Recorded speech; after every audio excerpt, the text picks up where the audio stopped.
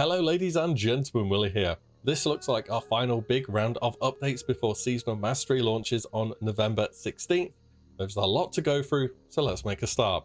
Black Lotus are going to start dropping from high level herbing nodes such as Plague Bloom. This is how Lotus work in TBC and the idea has just been ported back to Classic. Also, they still have their own individual nodes.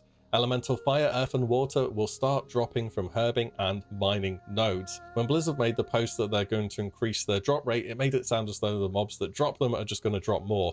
This isn't the case. I went out and tried some mining. I've seen pictures of herbing. In some cases from Dark Iron Ore, I got 3 Elemental Fire and a rich Thorium Vein, 3 Elemental Earth, so they're going to be a lot more plentiful. There's going to be a huge amount of changes to your Prebis and the ways which you can get loot from launch.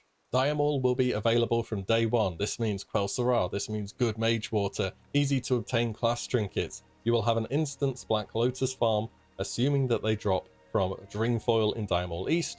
Yes, this will be very abusable. Diamol Tribute Farm for Hunters, it should still be worth there's some good Prebis from there. Speaking of Prebis, your lists are just going to have changed entirely. We have enchants and arcanons for the head slot that give 8 spell damage. Class mount quest should be in, is just a lot of content there. The loot table rework that was done in Phase 5 with the AQ release will be in from launch as well. The biggest impacts of these changes will be Idols, Librams and Totems dropping from day one. Hand of Justice will have been moved from Angerforge to Emperor with an improved drop rate. There'll be less Dark Runes dropping in Scholomance, if I remember correctly. The PvP legs from Warsong Gulch should also be in, as well as the Spell Pen Trinkets. They specifically mentioned their plans for Titanic Leggings and Sageblade won't be made available on launch though. We will on launch, however, have all Battlegrounds, and they've already confirmed we're getting an earlier version of AV with more guards and mines. Speaking of AV rings, the Dagger Lobotomizer is now actually usable by rogues since you don't have to worry about a debuff limit, and a cheaper epic mount. World PvP event has been enabled in Eastern Plaguelands. This should actually see some action early on. You can get some small benefits from holding a bunch of towers. The Sunken Temple quests will be available on launch. Speculative, maybe Diamond Flask is getting nerfed, but we don't really know yet, so it no longer benefits from healing. It's just got an updated spell ID. It's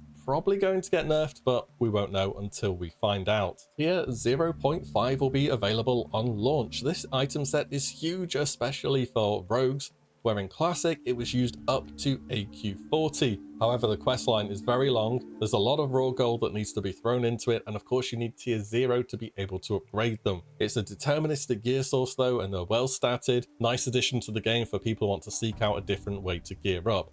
Expect many dungeons with a rogue leader looking for more that have tier 0 on res. The tier 0.5 questline also requires the Templars and Dukes summons in Silithus. These actually drop really good gear, and this is going to be a legit gold farm for sure, as they are all bind on equip. The Templars are even soloable by some classes. All in all, much more variety of loot. If there were concerns about loot quantity in raiding, this is going to fill those gaps for many classes and create far more avenues to pursue your Prebis, or perhaps even Bis for the phase. Also, this is a direct buff to player power to counter the newfound difficulty of raiding.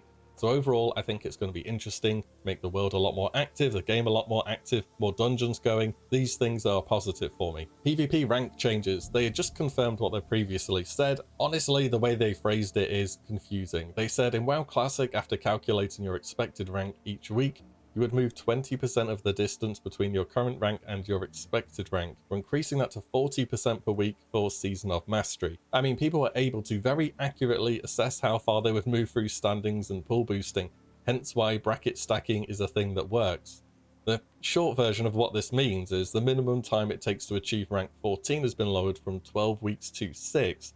So it's faster, but it certainly won't be easier, let me tell you that. Rank gear being available from launch is the most impactful gearing change so far out of everything we've gone over. Some classes even use this gear all the way up to Naxxramas. It's extremely powerful. Speaking of PvP, no same faction battlegrounds for Season of Mastery.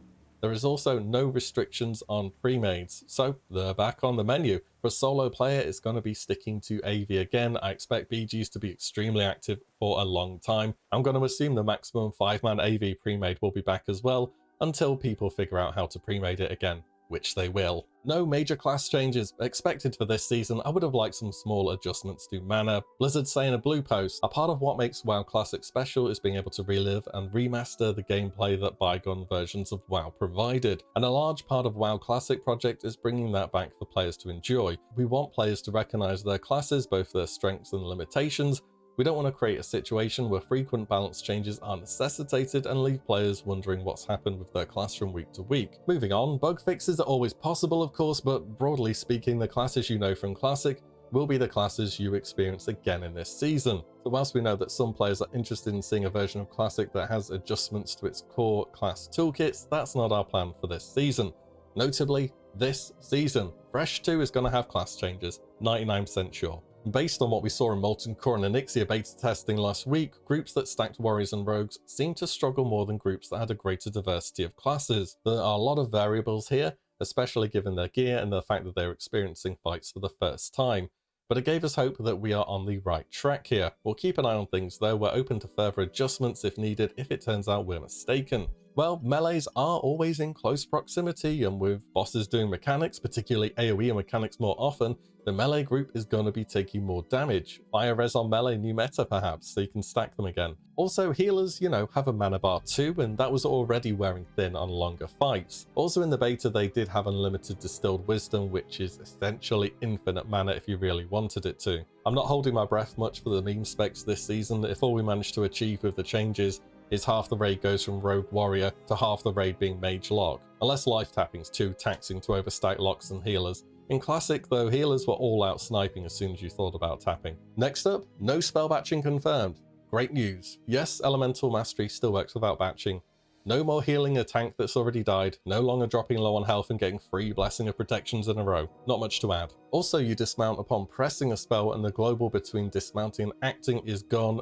In Classic, add-ons could semi-do this, but you're not having to worry about the "you're mounted" message or a delay between acting and dismounting is nice. And somehow if this ruins your day, I'm sure there'll be somebody out there, you can turn it back on again. I'm not against floating healing text or longer range on nameplates either if we're getting things like this. There are possibly, as of when doing this, unconfirmed, but possibly mount and riding cost reductions. In Classic, there's a 10% discount for your faction mount and a further 10% in rank 3 from PvP, which will be in from launch by the way. You should get rank 3, it's very easy. In Classic, a level 40 mount was 80 gold and the riding training was 20 gold.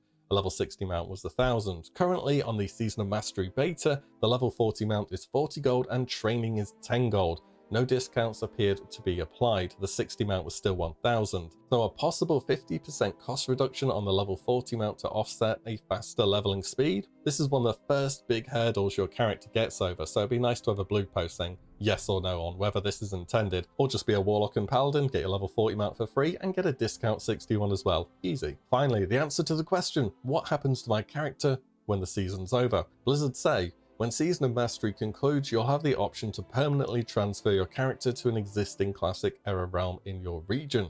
This free service will become available for a limited time at the conclusion of the season. Limited time, so yep, the server's going to be wiped by the sound of it, and I guess your characters are gone at that point. Season of Mastery is going to be focused for Classic for at least as long as TBC is the current expansion. As for the state of Classic era at the moment, it's not exactly very lively if I'm being generous, and it won't have any of the changes you just played through on an entire season. So I think it's where characters are just going to go to die, really. I'm going to assume that if you have played your character all the way up to the end of the season, you were a fan of what Season of Mastery offered.